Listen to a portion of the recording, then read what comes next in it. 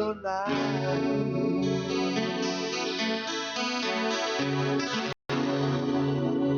Aleluia, Jesus. Te adoramos, Senhor. E bendizemos o teu nome, Deus. Aleluia. Aleluia, Senhor.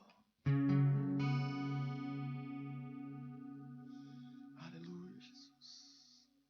Diácono João Paulo, poder se sentar em nome do Senhor Jesus.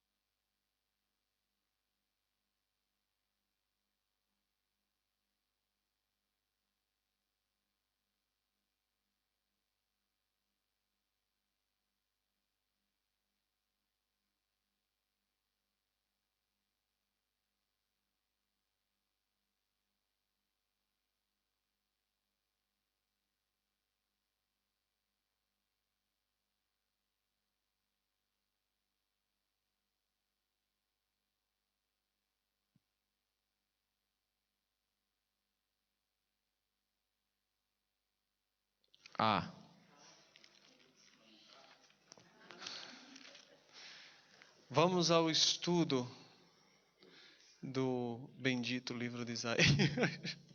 Nossa, muito bom. Eterno, é verdade. Do livro de Isaías. Nós paramos na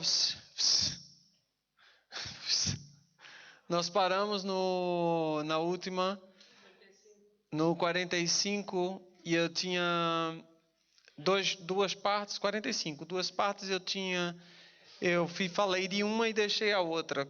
Qual foi a outra? Deus criou o mal. Falei da terra vazia, né? Aí eu já expliquei da terra vazia. Mas eu também já expliquei para vocês acerca do mal, né? Nós já tivemos aqui 2 apocalipse. E eu lembro que, nesse eu nem lembro se eu falei direito, mas no outro eu falei, lembro muito bem, até publiquei na internet diversas vezes assim, o trechinho que eu falo acerca do mal, né? Ou qualquer coisa desse tipo. Eu acho que eu publiquei, não sei. Mas, então, Milena, Deus criou o mal?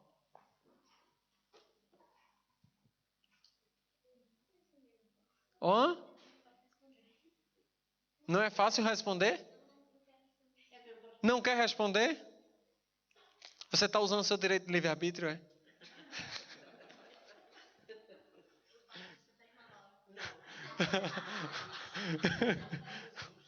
Irmã Laura, ela passou para você a... Posso usar o livre-arbítrio? Criou uma assim. Ele criou, tem certeza? Criou? Criou Lúcifer.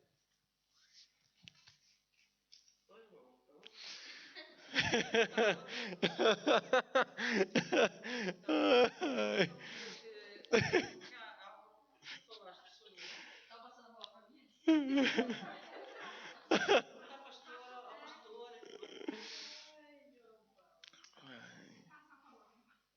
Vamos embora, minha gente, vamos embora. Que o negócio dá certo não. Esse negócio dá certo não. Em nome de Jesus, vamos lá. Eu vou explicar mais uma vezinha, tá bom? E eu espero que vocês gravem na alma. Deus não criou o mal. Não criou o mal. Por que Deus não criou o mal? Porque Deus, ele não pode criar o imperfeito, porque ele é perfeito. Deus não pode criar o mal, porque ele é somente bom. Uma pessoa somente boa não pode criar mal nenhum. E Deus, por isso, não criou o mal. Mas o mal existe. Deus não criou Satanás. Deus criou um anjo de luz. O problema é que Deus, e aí é que é conhecido na teologia como o problema do mal, o problema é que Deus criou o bom, criou o bem. Só que como tudo, quando o bem deixa de existir, existe o mal. Então o mal ele não é uma coisa que existe por si só. o bem existe por si só. Você pode fazer o bem, pode viver o bem. O bem existe por si só. O mal, não. O mal, ele só existe se houver a ausência do bem. Então, o bem pode ser feito. O mal é quando você deixa de fazer o bem. Então, todo o mal que existe, ele é a ausência de alguém que fez o bem, de alguém fazer o bem. Então, aí existe o mal.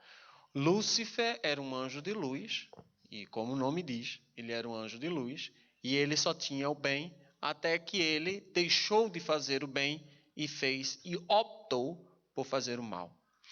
Se hoje se é ruim morrer afogado, é porque Deus criou duas coisas muito boas. Uma, Deus criou a água. E Deus criou a vida e criou um homem que não resiste à água. Obviamente que a água é boa, o fogo é bom. Tudo isso são coisas boas que Deus criou. Mas na ausência da coisa boa, ocorre o mal. O mal, e ele está inerente ao homem, ao ser humano, por essa coisa. Mas não porque Deus tenha criado o mal. Deus criou o bem. Eu até dou o exemplo do mal como uma parede, um buraco na parede. Eu sempre, quando eu falo sobre o mal, eu digo que o bem é uma parede e o mal é um buraco na parede. De forma que é impossível que haja um mal completo. Nunca ninguém vai ser tão mal que dele não venha nenhum bem. Impossível, impossível. Porque o mal só existe porque ali dentro tem alguma coisa boa. Ali dentro tem alguma coisa, tem algum bem que para que o mal venha. E aí, qual é a analogia que eu faço do buraco da parede? A parede sendo bem, o buraco é o mal. Se o buraco come o bem todo, a parede toda, logo deixa de existir parede, também deixa de existir o buraco. Se uma parede começa com um buraco pequeno, vai crescendo, vai crescendo, vai crescendo, vai crescendo, vai crescendo, vai comendo a parede toda, chega um momento em que realmente não vai ter mais parede, mas também não vai ter mais buraco. E o mal é assim. Se o mal for supremo, se extinguir e chegar ao ponto de extinguir tudo, ele deixa de existir. O mal consequência, né? E não o mal personificado na pessoa de Satanás. E ele é o único que escolheu definitivamente o mal e nele não há nada de bom na pessoa de Satanás. Entretanto, até esse mal, Deus utiliza para algo bom, para um propósito bom. E claro que aqui ele está falando exatamente de um estado, de um mal criado. Se você ler o restante do texto, do 45, como nós já lemos, ele está falando de uma situação, de uma época, de um povo. E esse mal não é necessariamente o mal, mas é uma circunstância má. E aí Deus pode criar uma circunstância má. Ou seja, Deus pode criar uma circunstância e essa circunstância ser má, aparentemente para nós, porém com um propósito bom. Entendeu? Então vamos lá, a pergunta, quero que todos respondam em uníssono. Deus criou o mal? Não. Glórias a Deus. E o que é o mal? Oh, glórias a Deus.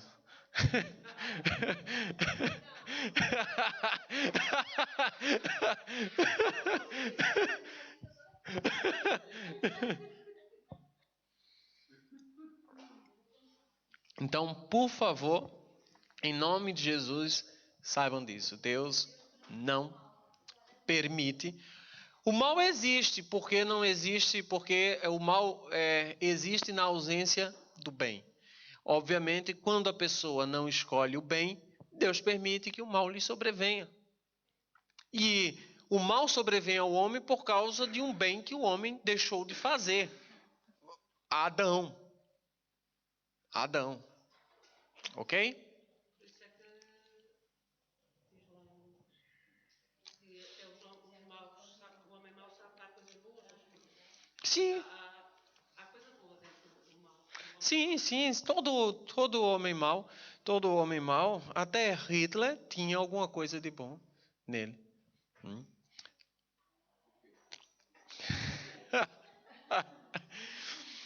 Mas assim, lá vai a gente debater de novo a questão de Hitler. Ninguém conseguiria arrebanhar a quantidade de pessoas que ele arrebanhou se não tivesse alguma coisa boa nele. Que as pessoas olhassem para ele e o que... Para atrair essas pessoas. Ninguém é atraída pelo mal em si. Seria muita gente atrás do mal em si. Você consegue uma ou duas pessoas irem atrás do mal, mas ninguém vai atrás do mal em si. Alguma coisa boa ele tinha para oferecer para as pessoas, para algumas pessoas. Então, até ele, que é o que nós temos de mais terrível que já teve aqui sobre essa terra, quer dizer, nos nossos tempos, né, na Idade Moderna, e é possível ver que há alguma coisa boa a ser retirada. Por quê? Porque dentro do homem tem a centelha divina, que a gente chama centelha divina. Dentro do homem tem a mão de Deus, tem o poder de Deus lá dentro, colocado. Aquela questão que eu falo no meu livro, como se fosse alguma coisa dentro de nós que procura Deus, que procura Deus, que procura Deus. Um radar. Um radar, um GPS, alguma coisa que fica procurando Deus, procurando Deus, procurando Deus, até ou achar ou negá-lo por completo. Ok? Então, muito cuidado quando nós vamos ler a palavra de Deus, para não tomar aquilo que está escrito isoladamente. A gente já sabe disso, não posso olhar isoladamente. Aqui tem dizendo, Deus cria o mal, mas que mal é esse? Né? Eu crio as trevas, né? Que trevas é essa que Deus está dizendo que Ele cria? E então temos que observar o que é que o texto está dizendo, em relação a que é que o texto está dizendo. Lembrar que, acima de tudo, a Bíblia também ela é poética, e como poética, a maioria das coisas que está escrito é para que a gente possa entender de uma forma mais simples, para o homem entender de uma forma mais simples. Porque se Deus não pode utilizar a linguagem dele para que a gente entenda, ele tem que usar a linguagem nossa para que a gente entenda. Ok? Por isso que ele usou homens para escrever aos homens e não anjos para escrever aos homens. Poderia, mas não fez. Aqui tem no versículo 22 tem uma coisa muito interessante que eu gosto muito desse versículo. Acho que eu já preguei aqui. O versículo 22 que ele diz: olhai para mim e sereis salvos. Vós todos os termos da terra, porque eu sou Deus e não há outro. Por mim mesmo tenho jurado, saiu da minha boca a palavra da justiça e não tornará atrás. Que diante de mim se dobrará todo o joelho e por mim jurará toda a língua. De mim se dirá, deveras no Senhor a justiça e força. Até ele virão, mas serão envergonhados todos os que se irritarem contra ele. Mas no Senhor será justificada e se gloriará toda a descendência de Israel. Nesse versículo 22 que diz, olhai para mim e sereis salvos. No meio de um mundo que nós estamos hoje, e diante das igrejas, inclusive as igrejas cristãs, né, as igrejas protestantes, as igrejas evangélicas, não só indo para o lado da igreja católica, que para a salvação requer tantas coisas, né, requer tantos passos, requer tanto... Quer dizer, se afastam de Deus pelos rituais e pelas coisas. E a única coisa que Deus diz aqui em Isaías é: olhai para mim e sereis salvos. É engraçado porque em toda Isaías e em toda a Bíblia, Jeremias também, o que Deus fala e a advertência de Deus para o povo de Israel era uma: venham, voltem-se a mim, olhem para mim. É tão difícil o homem olhar para Deus.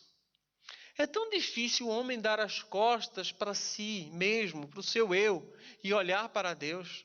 e olhar para as coisas de Deus, e olhar para o que Deus está falando, para o que Deus está chamando, porque o nosso caminho, e o provérbio diz isso, o nosso caminho é nosso.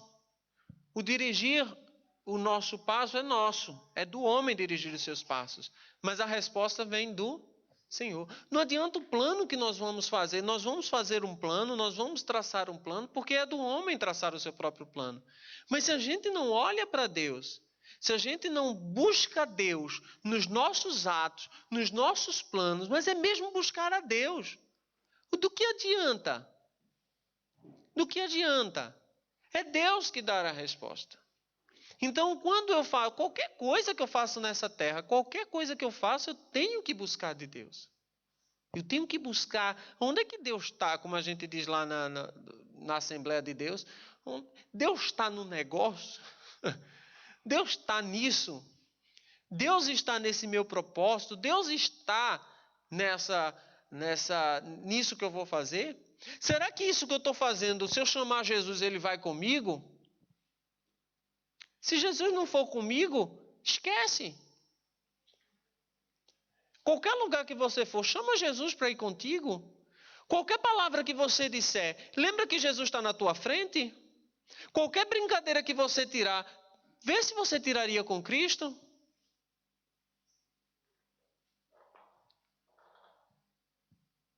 Vê como fica mais complicada a vida da gente. Mas é a verdade, porque Cristo está do nosso lado, ou não somos cristãos. É a promessa dele que estaria conosco por todos os dias da nossa vida. Promessa dele e promessa de Deus é prego batido e ponta virada. Acabou-se. Então, tudo que nós vamos fazer, Deus está presente, Deus está do lado. E se nós guiássemos a nossa vida olhando para Deus, as coisas seriam tão mais fáceis. Só que o homem também está quase que preparado pelo mundo, na verdade, para não ser guiado por aquilo que ele não vê. Então, ser guiado por aquilo que não vê é exclusivamente uma questão de fé. É simplesmente uma questão de fé. Por isso que diz que o justo viverá pela fé. Não viverá pela vista, viverá pela fé. E aí a gente é guiado por algo que a gente não vê. A gente ouve a voz que a gente não escuta. A gente segue um caminho que a gente não traçou. E a única coisa que ele diz é: olhai para mim e sereis salvos. Não é difícil ser crente, olhe para Jesus e vocês serão salvos. Não é difícil ser cristão, olhe para Jesus e vocês serão salvos. Olha a minha conduta. Será que eu vou me comportar assim e olhando para Jesus Cristo? Olhando para Deus? É o que Deus diz: olhai para mim e sereis salvos. Vós todos. Amém? Vamos, o 47 e 48 tem coisas importantes, mas eu quero ler o 49, que também tem outras coisas melhores, senão a gente vai passar um século aqui falando. Eu quero entrar logo em Isaías 53. Quero dar um pulo aqui, depois. Aí diz aqui no versículo 15 do 49... Pode uma mulher esquecer-se tanto do filho que cria, que não se compadeça dele, do filho do seu ventre? Mas ainda que esta se esquecesse, eu, todavia, me não esquecerei de ti. Eis que na palma das minhas mãos te tenho gravado. Os teus muros estão continuamente perante mim. Obviamente que Deus está falando isso para o povo de Israel. E Deus, falando isso para o povo de Israel, ele está dizendo para que a gente entenda que ele não abandonou Israel. Que ele não abandonou, e é incrível como nós podemos ver que Deus, apesar de não salvar o povo de Israel por meio da lei, mas sim somente através de Jesus Cristo. Se o judeu se converter ao Senhor Jesus Cristo, ele será salvo. Mas Deus não se esqueceu mesmo daquele povo e daquela promessa. Eu estava vendo uma reportagem um dia desses aí, não lembro mais, que é tanta coisa que eu ando vendo ultimamente. E os soldados judeus disseram que era uma batalha importantíssima. E eles iriam passar por um vale, por uma terra, que era perigosíssima. Perigosíssima. Isso está na internet. Ia passar por uma terra que era perigosíssima, porque ia passar por uma terra que era descoberta. E provavelmente o exército do inimigo iria ver e iria atacá-los. A chance deles passarem por essa terra e vencerem era nenhuma. Eles iam passar pelo deserto e eles iriam ser pegos no deserto, porque não existia nada que eles pudessem se esconder.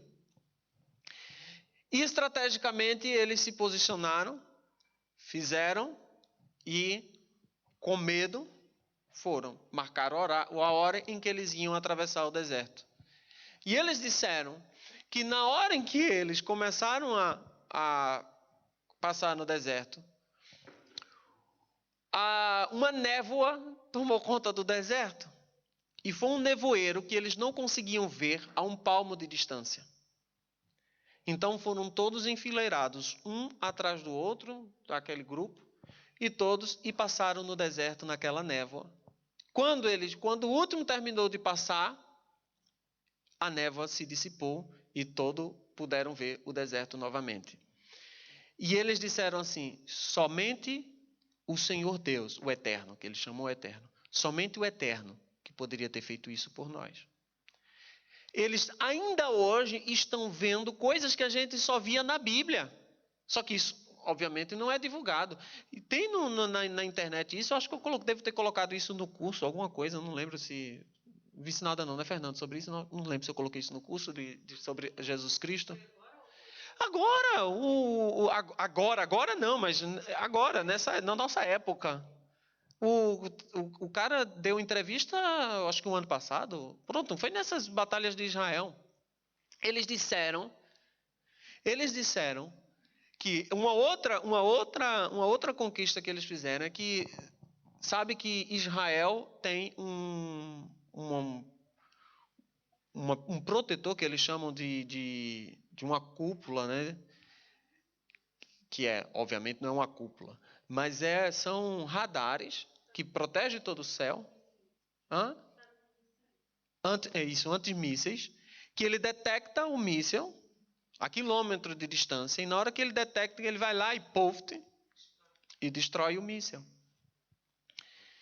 Só que teve um determinado dia que esse míssil não acertou.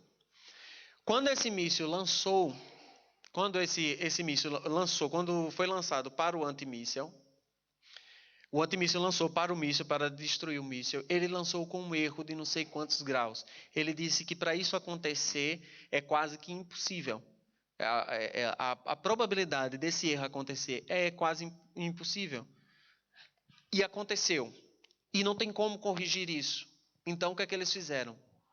Ligaram mandou alerta para todo o Israel e disseram: se preparem, porque nós vamos ser atacados de tal hora, em tal lugar, muita gente vai morrer, é um míssil gigante, não sei o quê, papapá.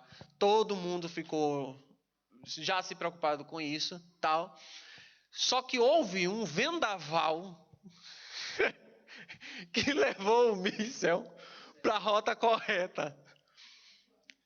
Levou para a rota correta e atingiu o míssil. Eles dizem que eles conseguem hoje ver a mão de Deus e que a Bíblia não é simplesmente uma história do passado. O agir de Deus não é coisa do passado. É uma coisa do presente, agora, está acontecendo agora em Israel. Está acontecendo agora com os soldados de Israel. Quer dizer, vê o poder de Deus. Enviou e o cara disse: não, aquilo ali foi a mão de Deus que levou aquele antimíssil para o míssil. Acertaram o míssil. Corrigir a rota. no grau correto para que atacasse, para proteger a cidade de Israel. Então, quando a gente fala das coisas que Deus fez para Israel e pode fazer por nós, só existe uma questão. Com o povo de Israel, Deus fez uma promessa específica para o povo, específica para a nação. Para nós, ele fez uma promessa para todos quanto o receberam. Uma promessa que está condicionada a nós aceitarmos ou não, termos fé ou não. A promessa de proteger o povo de Israel como um todo e não pessoalmente é diferente. É uma promessa que ele está cumprindo. O povo de Israel como nação, ele está cumprindo. Mas a nós é pela fé. E Deus agir na tua vida, agir na minha vida, é uma questão de fé. Não é uma questão de Deus quer ou Deus não quer. Ele já prometeu. Agora ele prometeu a todos quanto o receberam. Aquele que vive pela fé. Aquele que decidiu abraçar a fé. Aquele que decidiu olhar para Deus. Amém? E pela fé, nós tomamos posse da promessa que Deus fez. Que Ele não vai se esquecer de nós. Daquele que busca a Deus, Deus não esquece. Deus não esquece de nós. Uma mãe pode ainda se esquecer do filho. Se bem que naquele tempo isso fazia muito mais sentido, né? Porque hoje a mãe está até matando.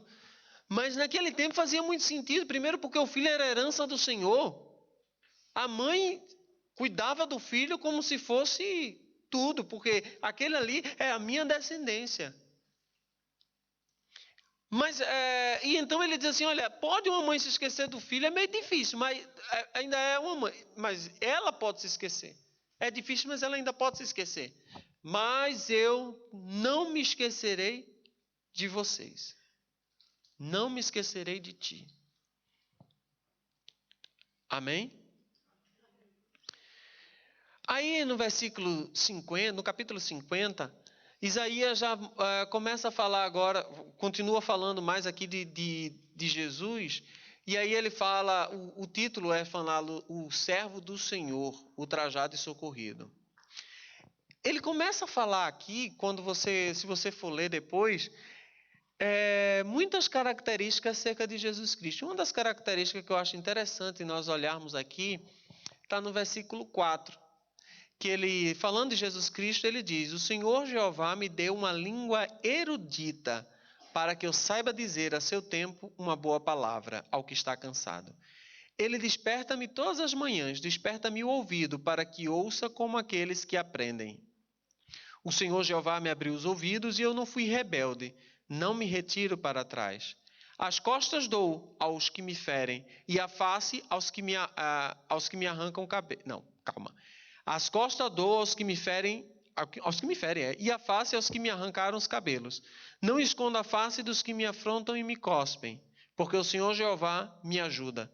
Pelo que me não confundo, por isso pus o rosto como um seixo e sei que não serei confundido.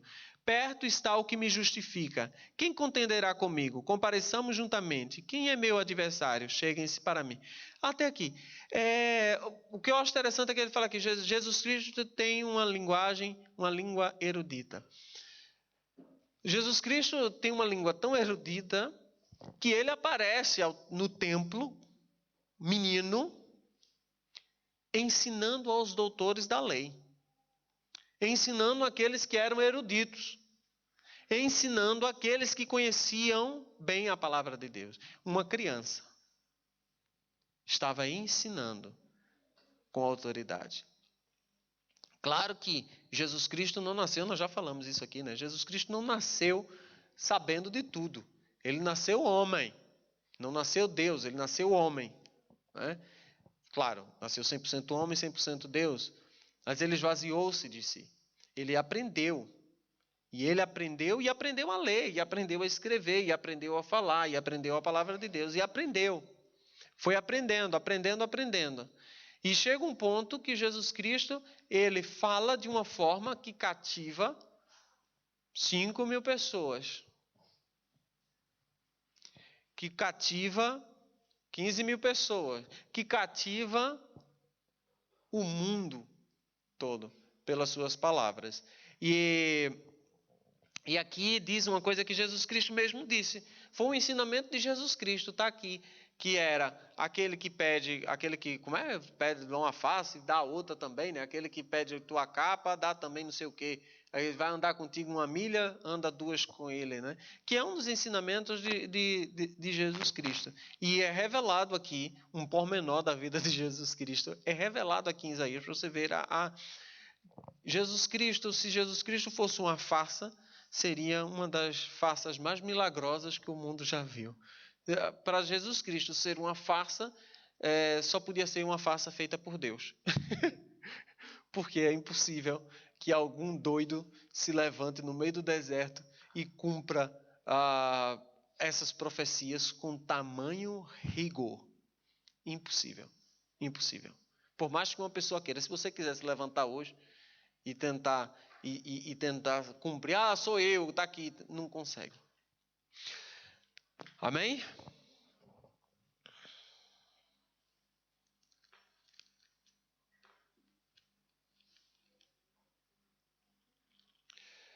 Aí vamos para, deixa eu ver o que tem aqui, 52, antes de chegar no 53.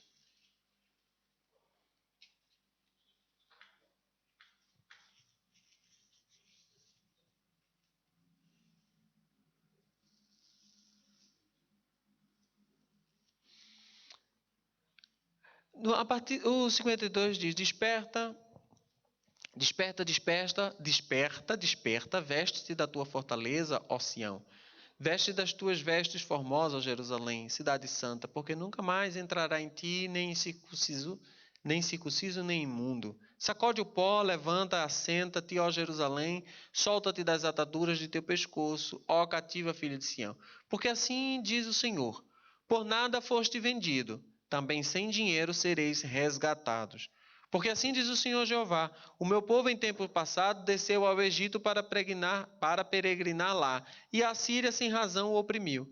E agora que tenho eu aqui que fazer, diz o Senhor, pois o meu povo foi tomado sem nenhuma razão, os que dominam sobre ele são uivos, diz o Senhor, e o meu nome é blasfemado incessantemente todos os dias. Portanto, o meu povo saberá o meu nome por esta causa.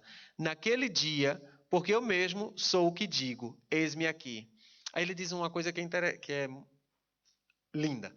Quão suaves são sobre os montes os pés do que anuncia as boas novas, que faz ouvir a paz, que anuncia o bem, que faz ouvir a salvação, que diz a Sião: o teu Deus reina. Eis a voz dos teus atalaias. Eles alçam a voz, juntamente exultam, porque olho a olho verão, quando o Senhor voltar a Sião. Poema lindo isso. Quão suaves são sobre os montes os pés do que anunciam as boas novas. Claro que ele está falando isso de Jesus Cristo, mas também está falando de nós, como pregadores, como anunciadores. E ele diz que os nossos pés, os pés daquele que anuncia a boa nova, são suaves sobre os montes. Aquele que faz ouvir a paz, que anuncia o bem, que faz ouvir a salvação e que diz a Sião: teu Deus reina. Eis a voz dos teus atalaia, eles alçam a voz, juntamente exultam, porque olho a olho verão quando o Senhor voltar a Sião. O que é atalaia? Menos Josi. Menos Josi. É o vigia, é o atalaia. E o que o atalaia faz nessa frase aí?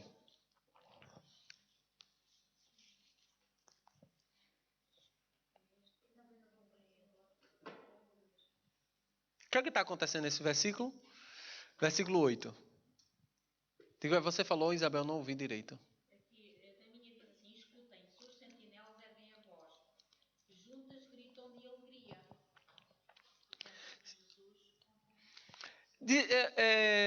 O bom da Bíblia é a gente poder imaginar, né? O que está acontecendo.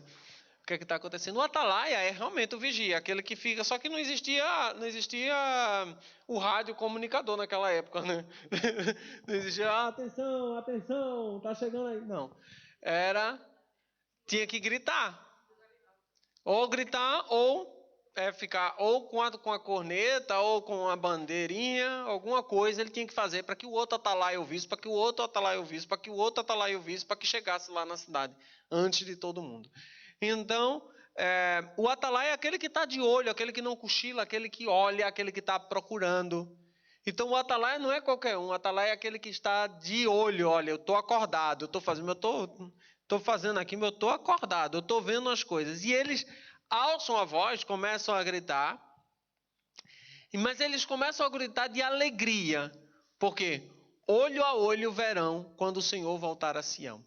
Quer dizer, é magnífico o que ele está dizendo, que cabe-se a nós também, se nós formos atalaias, né? Porque o Senhor diz, vigieis. Para quê? Não, para que não vos pegueis dormindo. Porque se um soldado do inimigo pegar um atalaia dormindo, morte na certa. E por isso que a gente é atalaia, a gente tem que observar, olhinho, oi, deixa eu ver, opa, deixa eu ver, é inimigo, tá vindo uma pessoa, é inimigo, não sei, vamos ver, vai que seja amante do rei, vai que seja do Egito e eu estou pensando que é da Babilônia, vamos lá, olha, deixa se aproximar um pouquinho mais, senão eu dou um grito errado, todo mundo se prepara, é do Egito e não da Babilônia. E aí é que a gente tem que ver e ser atalaia em nossas vidas. Para ver o que aquilo que está vindo nós é de Deus ou não.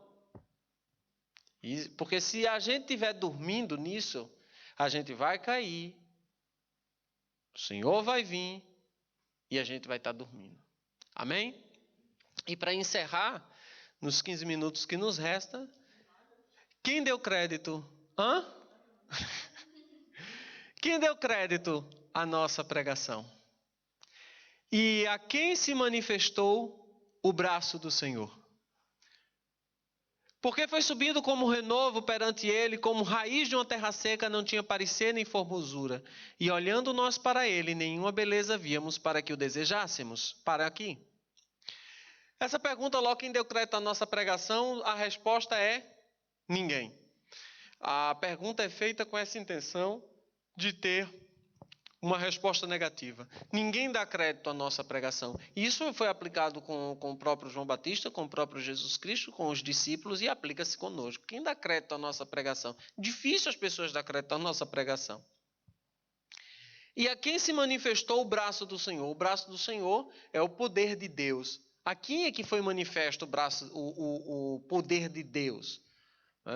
Aí ele fala aqui, porque foi subindo como um renovo perante ele, e como raiz de uma terra seca, está falando de Jesus Cristo, que daquele povo de Israel, daquela terra seca, ele nasce, daquela figueira cortada, né, nasce um broto. Né, sabe aquela árvore que você corta ela toda, aí depois nasce um brotozinho assim do lado, isto é o que eles chamam de renovo, né, que é traduzido aqui por renovo, mas é aquele broto. Como raiz de uma terra seca. É a única expressão que nós sabemos que Jesus Cristo não era aquele loiro dos olhos azuis, né, com os cabelos iguais aos meus, que aparece aí nas fotos. É igual o meu sim, Milena. E daí? E daí? Fique na sua. Milena, fique na sua. Aí ele diz aqui que Jesus Cristo não tinha parecer nem formosura. Esse parecer aí é a palavra em hebraico, deveria ser traduzido por beleza mesmo. Ele não tinha nem beleza nem formosura, tá? E olhando nós para ele, nenhuma beleza víamos para que o desejássemos. As pessoas olhavam para Jesus Cristo e não tinha absoluto. Está pensando em que encontrar quem? A mim? Não! Olhava para ele e você... O que esse homem está fazendo aqui? Era assim, olhava para Jesus Cristo e não tinha nada nele, que as pessoas olhavam, você não é filho de José, né? Esse não é filho do carpinteiro, né? Não tinha nada que as pessoas olhassem para ele e o desejassem. Não tinha beleza, tinha formosura, não tinha nada. Aquela pessoa, aí só para fazer a ligação aqui, aquelas pessoas estranhas que chegam na igreja que você não cumprimenta, Jesus sente as dores daquela pessoa, hein? Aham. Jesus sente as dores daquela pessoa, hein? Aquela pessoa que você faz acepção, Jesus sente a dor daquela pessoa. Então, cuidado com quem entra por aquela porta. Cuidado com quem vocês dão atenção demais. Tinha um teólogo católico, ele escreveu um livro chamado Deus Negro. E ele dizia que Jesus Cristo, nesse livro, ele dizia que Jesus Cristo, acho que o nome dele era Ademar de Barros, alguma coisa assim. Ele dizia que Jesus Cristo, que Jesus Cristo iria se apresentar, uma forma poética dele dizer, mas que Jesus Cristo iria se apresentar para cada um conforme o seu racismo, a sua xenofobia, a sua... Para uns, Jesus Cristo pode até se apresentar como cigano. Para outros, como negro. Para outros, como brasileiro.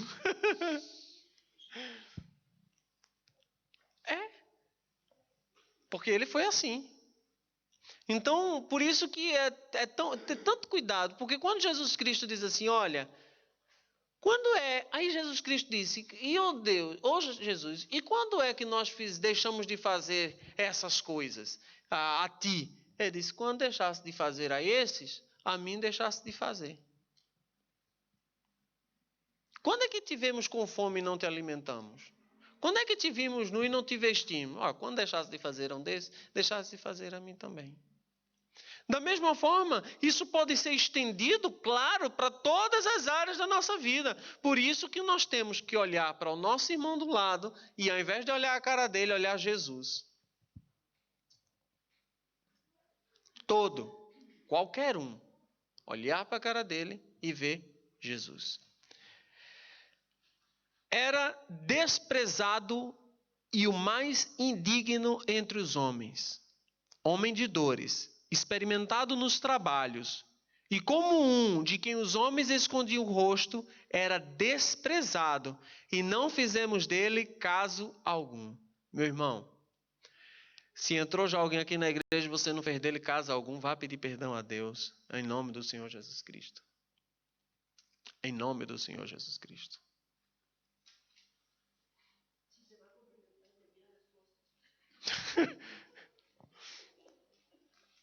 Tem de tudo. Olha como o Jesus Cristo não tinha nada para que as pessoas olhassem para ele e as pessoas o quisessem. Nada.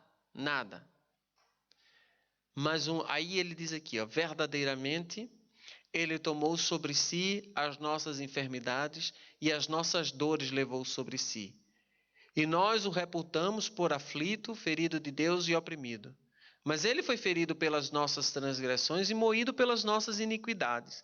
O castigo que nos traz a paz estava sobre ele, e pelas suas pisaduras nós fomos sarados. Deixa eu parar aqui para falar uma coisa que é muito interessante e que a gente não observa direitinho. Jesus Cristo poderia, levando em consideração o sacrifício que era feito em Israel, o sacrifício de oferta para a purificação do pecado, né, que era para levar o cordeiro e degolava o cordeiro e derramava o sangue, aquela coisa toda, que era uma prefiguração do que seria a morte de Cristo. Todos nós sabemos disso. O povo de Israel fazia aquele sacrifício e esse sacrifício final foi terminado em Jesus Cristo. Jesus Cristo era o sacrifício final. Bastava apenas que Jesus Cristo morresse por nossos pecados. Bastava apenas isso. Bastava apenas que ele fosse morto por alguém para que levasse os nossos pecados e nos daria a vida eterna. Porque era isso que acontecia com os cabritos. Eles só morriam. Só morriam. E por que Jesus passou por toda aquela aflição, por toda aquela paixão, por todo aquele sofrimento? Foi para nos dar a vida eterna? Não. Porque para nos dar a vida eterna bastava ele morrer. Certo? Então, a morte de Jesus Cristo não está ligado exclusivamente à salvação e à vida futura, mas uma obra que começa agora em nós. Ele passou por tudo aquilo porque ele levou sobre ele todas as coisas que eram necessárias ou que nós deveríamos passar. O que estava sobre nós. Não somente o pecado. O pecado, já falei, repito, era tirado simplesmente com a morte do cordeiro. Só que dentro do sistema de sacrifício